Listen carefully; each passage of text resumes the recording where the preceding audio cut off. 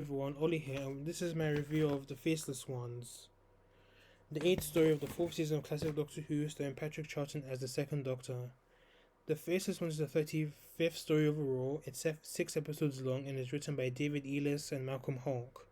And this is Malcolm Hawke's first Doctor Who story he writes, as he returned for the War Games at the end of Patrick Troughton's run and a few episodes in the John Pertwee era, and he actually introduces the Silurians and the Sea Devils, and I would say that Malcolm Hawke's stories are actually considered to be some of the best in the John Pertwee era and maybe some of Classic Who itself. Of all 6 episodes, only episodes 1 and 3 survive, but for some reason, along with the missing episodes, episodes 1 and 3 were actually animated along with the DVD release, which was released earlier on this year. As of the making of this video, once again, this story has telesnaps and some 8mm home footage from episodes 2 and 4. So the plot of the Faceless Ones is as follows. The Doctor and his friends Ben, Polly and Jamie arrive at Gatwick Airport. They quickly stumble upon an alien plot centering upon the mysterious Chameleon Tours, a low-priced holiday company whose young passengers have been vanishing in unexplained circumstances. With the help of Scotland Yard and the airport staff, the Doctor investigates further, but it isn't long before his own friends start disappearing too. What's really happening to the passengers of Chameleon Tours? Where are the company's planes really going? Can the Doctor unravel the mystery of the Chameleon Tours before it's too late? And that's the plot for the Faceless Ones. So in my opinion, the Faceless Ones is a brilliant story. I liked how creepy it was and how atmospheric it was, and I'll probably say this is one of the scariest stories in 60s Who.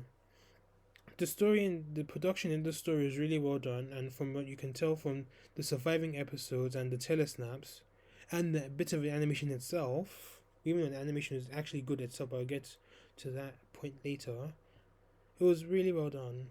And they made very good use of Gatwick Airport, and they used that for filming location film, and I was really impressed. I really liked the direction by Jerry Mill.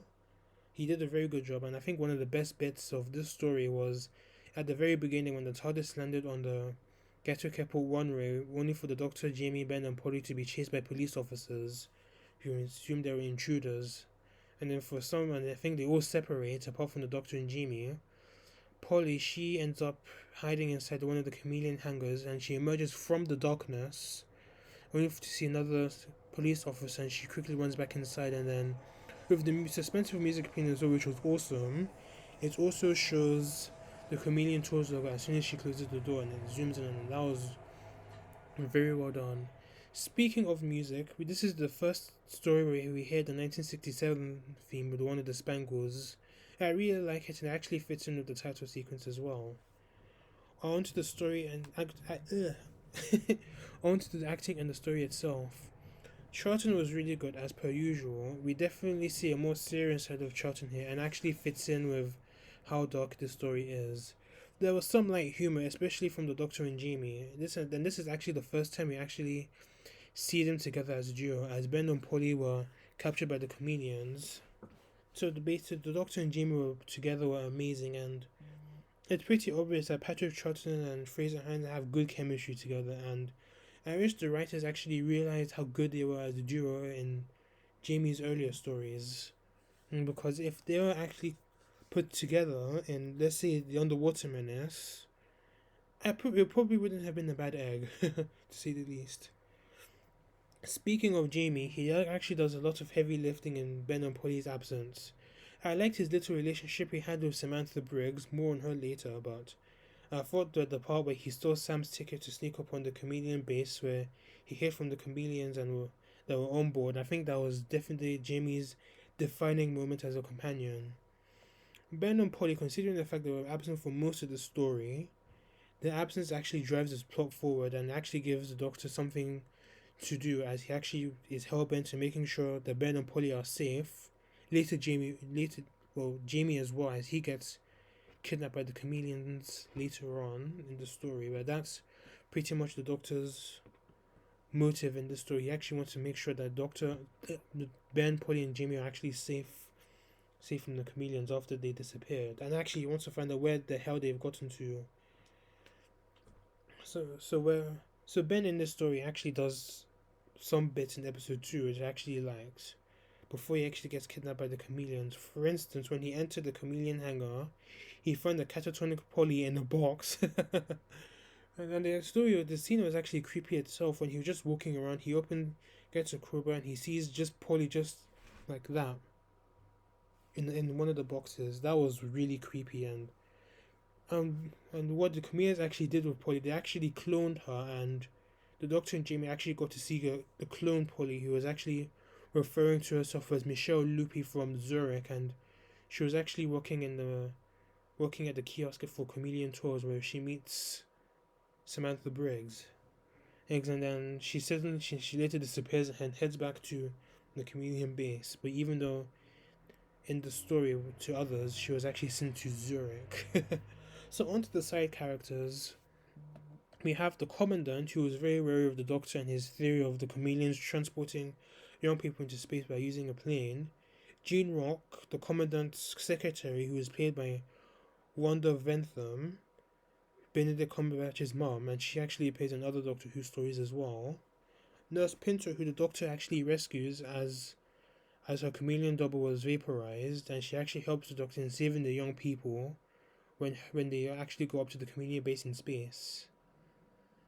And we obviously, Inspector Crossland, who actually does try and help the Doctor a bit before he ends up getting kidnapped by the chameleons himself. We'll find Captain Blade, who was a chameleon for most of the story. I think his double was actually the pilot, was the chameleon himself, and I think he was in the base himself for most of the time. And obviously, last but not least, we have Samantha Briggs, who wanted to find her brother, Brian, who, after his disappearance in Rome, and she actually helps the Doctor and Jamie for most of the story. Of all these characters, Samantha Briggs is actually the one that stands out to me. It was pretty obvious that Anna Sloyd actually wanted her to be a companion, but her actress, Pauline Collins, who would actually go on to play Queen Victoria in New Who, in Two from Clone Series 2, she turned it down. It's a shame, really, because she would actually been an awesome companion, as what we see in this story. She wasn't afraid to get her hands dirty, and her personality was very different to most her personality was rather different compared to the other companions we've seen in Classic Who, such as Susan, even Barbara herself. Even Barbara was actually strong-willed herself, but Samantha, she was even equally as strong-willed as Barbara, obviously because Samantha Briggs, she's obviously younger than Barbara, and she's this groovy 60s radical girl, and she obviously does help out a bit, and she actually does get a bit physical. I remember there was a fight scene in episode 6 with one of the chameleons where she actually, not a physical fight, it was just more of a struggle than a fight, but yeah, that's the sort of companion she is. And I like the little banter she had with Jamie. It was pretty obvious that they developed feelings for each other. They even kissed at one point. But obviously Jamie was using that to at least take Sam's ticket so he can board upon the chameleon's plane and find out where the hell they were going. But fortunately we get to see Jamie paired with another headstrong companion in Zoe Harriet, who appears at the end of season 5 and is a companion for season 6. So the villains of the story were the chameleons that were in charge, and maybe the chameleons themselves. They were very good villains, and their MO was good as well, but at the same time it was rather bizarre. I mean, their home planet was destroyed in an explosion or something like that, and they lost their identities. It was a good plot, but actually it was a bit bizarre as well. And they wanted to try and get new identities by luring young people by using low-cost price tickets for flights and stuff like that. It was quite creepy as well, and most of the scary bits in this story and the chameleons themselves were actually quite creepy, and most of the scary part of this story were the chameleons themselves, especially the episode 1 cliffhanger. Another creepy bit was in episode 5 or 6. Yeah, episode 5, when the director of the chameleons who was using Crossland's body, was testing chameleon Jamie and his knowledge to get some info on the Doctor, and Fraser Hines was actually using his normal accent Fraser Hines was using his normal British accent as opposed to a Scottish accent he would actually use for Jamie, and considering how monotone Fraser Hines' accent was there, it was actually quite creepy. And I actually like the twist that the comedians were actually sending these young people into space, and the spacecraft was actually an airplane. If episode 4 actually existed, I'm sure it looked pretty epic, but we have the telesnaps and it actually does look pretty cool. Now, onto the animation itself. Oops, sorry, wrong story. Onto the animation itself. If I would say that the animation was actually better than the Macro Terror itself, due to the fact that the animated characters actually resembled the actors, compared to the Faceless Ones, pretty much where Polly looked very babyish, and compared to the animation in this story, Polly actually looked like Annika Wills. But it was really well done, and I would actually recommend getting this animation because it's very good. The story itself is in color and black and white, so you can have a chance to enjoy both of them. And as far as I'm aware of, nothing was actually cut out from the story. But I was a bit sad when Sam's big hat, which I can actually see in the telesnaps, was not animated. That made me a sad boy. So another major discussion point. This is Ben and Polly's final story. After the chameleons were defeated, Ben and Polly find about Doctor and Jamie, and they tell them that they want to stay behind, and as they have returned to 20th of July 1966, and that was the day when they actually met the Doctor and the whole situation with Vulcan and stuff and all that. So it's pretty much full circle for Ben and Polly, and as they pretty much traveled with the Doctor between the War Machines and the Faceless Ones, and they've been through a lot. I think it's such a shame to see them go, but because obviously they were pretty much one of the key Doctor Who companions, as they witnessed the first companions to witness the Doctor regenerate, and obviously they faced villains such as the Daleks and the Cybermen and Macro and whatnot. So one of the problems I would say for this story was Ben and Polly's departure. As good as it was quite abrupt as well, and it was fairly similar to Dodo's departure in the War Machines, but at least Ben and Polly actually had a departure scene and actually spoke to the Doctor, as opposed to Dodo, who disappeared after episode 2, and then she sends a note through Polly to the Doctor saying that she wants to stay behind.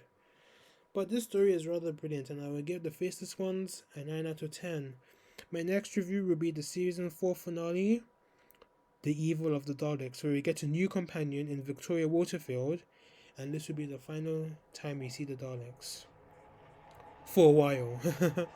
So thanks for watching this review. Let me know what you thought of this story and the animation, and obviously this review. Please subscribe to this video and to this channel, and please like and watch my other videos, and share the word of this channel, and like this video, and sorry, I said that already, but I'll say it again. Like this video and other videos I've made and other content. My James Bond review will be coming up soon, so I'm still currently watching Dr. No at the moment. So I've just been caught up with some other stuff, so until then, see you later, guys.